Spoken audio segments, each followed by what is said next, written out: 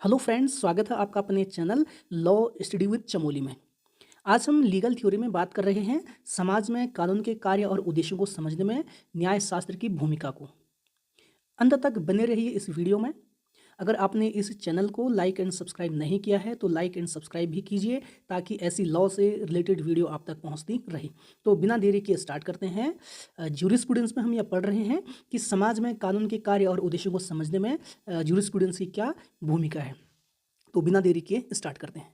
न्यायशास्त्र कानून के सिद्धांतों, उसकी उत्पत्ति, विकास और उसके सामाजिक, नैतिक और न्यायिक प्रभावों का अध्ययन है।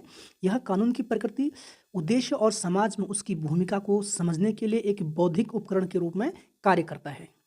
न्यायशास्त्र न केवल कानूनी नियमों का विश्लेषण करता है बल्कि यह भी देखता है कि ये नियम समाज में कैसे लागू होते हैं और उनके परिणाम स्वरूप कैसे प्रभावित होते हैं।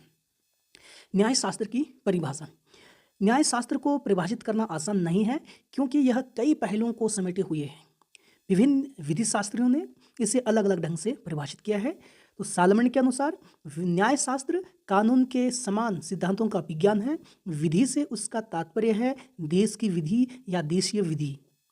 विधि इस अर्थ में विधिशास्त्र तीन प्रकार का है। विधि शास्त्र के तीन प्रकार: व्याख्यात्मक या प्रणालीबद्ध, जो ऐसी किसी वास्तविक विधि की प्रणाली के तत्वों के विवेचन करता है जो कि किसी समय मौजूद हो, चाहे भूतकाल या वर्तमान में। दूसरा है विधिक इतिहास, जो किसी विधि प्रणाली के ऐतिहासिक विकास की प्रक्रिया का विवेचन करता है। तीसरा है विधान विज्ञान, इसका प्रयोजन ऐसी विधि बनाना है जैसी कि वह होनी चाहिए।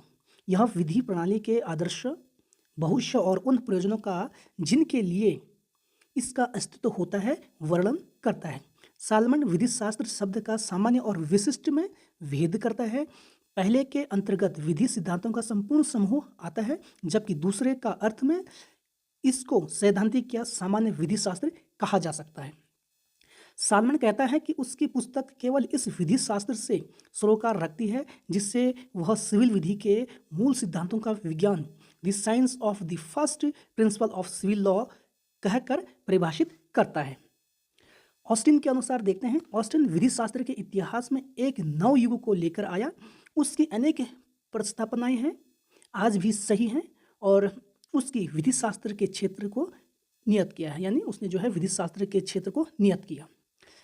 उसके अनुसार यानी ऑस्टिन के अनुसार विधि शास्त्र का विज्ञान विध्यात्मक को विधि से अर्थात जिसे कड़ाई से विधि कहा जाता है संबंध रखता है। विधि शास्त्र को विधि की अच्छाई और बुराई से कोई सरोकार नहीं है। आगे उसने विषय को सामान्य विधि शास्त्र और विशिष्ट विधि शास्त्र में विभाजित किया। उसके अनुसार सामान्य विधि शास्त्र के अंतर्गत ऐसे विषय या विधि के उद्देश्य आते हैं जो सभी प्रणालियों में समान है, जबकि विशिष्ट विधि शास्त्र किसी वस्तुतः विधि प्रणाली या इसके किसी भाग के अध्ययन तक ही सीमित हैं। ऑस्टिन ने विधि शास्त्र के क्षेत्र में एक नए युग का आरंभ किया। संक्षिप्त में कहा जा सकता है कि ऑस्टिन ने इस कानून के सकारात्मक सिद्धांतों को यानी सकारात्मक सिद्धांतों का व्यवस्थित अध्ययन कहा है। अब समझते हैं कानून के प्रमुख कार्य क्या हैं। कानून किसी भी समाज को स्थिरता, शांति और न्याय बनाए रखने के लिए आवश्यक है। इसके कार्य इस प्रकार से: पहला, व्यवस्था और शांति बनाए रखना। कानून समाज में शांति और व्यवस्था स्थापित करता है ताकि लोग सुरक्षित व संरक्षित महसूस करें। यह आपराधिक गतिविधियों को नियंत्रित करके समाज में शांति सुनिश्चित करता है। न्याय की स्थापना। कानून का उद्देश्य समानता, निष्पक्षता पर आधारित न्याय प्रदान करना है। उदाहरण के लिए संविधान के तहत मूल अधिकार यह नागरिकों के अधिकारों और कर्तव्यों को परिभाषित करके न्याय सुनिश्चित करता है। सामाजिक नियंत्रण।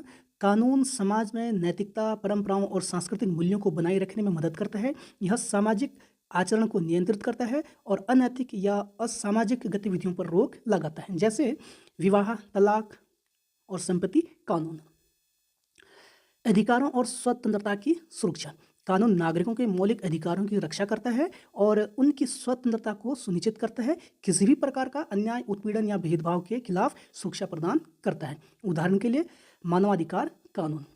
विवादों का समाधान। कानून के बीच उत्पन्न विवादों को सुलझाने के लिए एक कानूनी प्रक्रिया प्रदान करता है।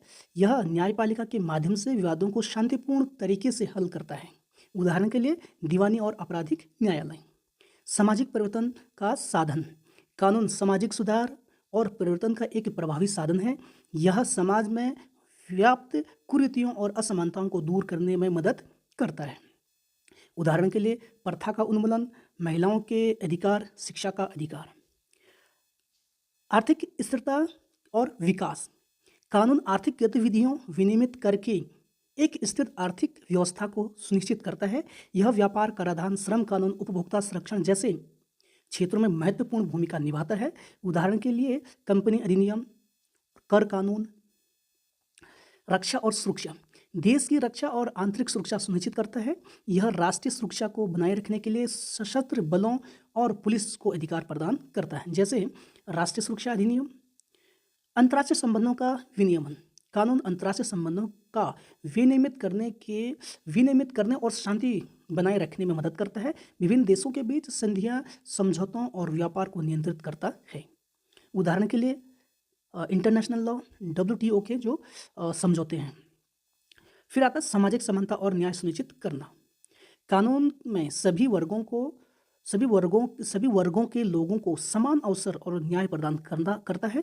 यह जाति, धर्म, लिंग या वर्ग के आधार पर भेदभाव को समाप्त करता है। जैसे समानता का अधिकार आर्टिकल 14 रिजर्वेशन की जो पॉलिसी है, नीति है, इसमें आता है। ये इसका उदाहरण है। अब हम बात करते हैं समाज में न्याय शास्त्र की भूमिका, यानी जूरिस्प्रूडेंस की भूमिका क्या है समाज में। कानून की सीमाओं को समझना। न्याय शास्त्र यह स्पष्ट करता है, यानी जूरिस्प्रूडेंस ये क्लियर करता है कि कानून कहाँ तक इफेक्टिव हो सकता है, कहाँ तक नहीं। कानूनी सुधार, लॉ रिफॉर्म्स। न्याय शास्त्र विधायकों और न्यायाधीशों को कानून में आवश्यक सुधार के लिए मार्गदर्शन करता है। न्यायिक व्यवस्था। न्याय शास्त्र न्यायाधीशों को कानून की व्यवस्था करने में मदद करता है, विशेषकर जब कानून अस्पष्ट या विवादास्पद हो। सामाजिक न्याय। यह समाज के कमजोर और वंचित वर्गों के लिए न्याय सुनिश्चित करने में सहायता करता है। यह जाति, धर्म या वर्ग आधार पर भेदभाव को समाप्त करने का प्रयास करता है। उदाहरण के लिए समानता का अधिकार और रिजर्वेशन जो पॉलिसी है।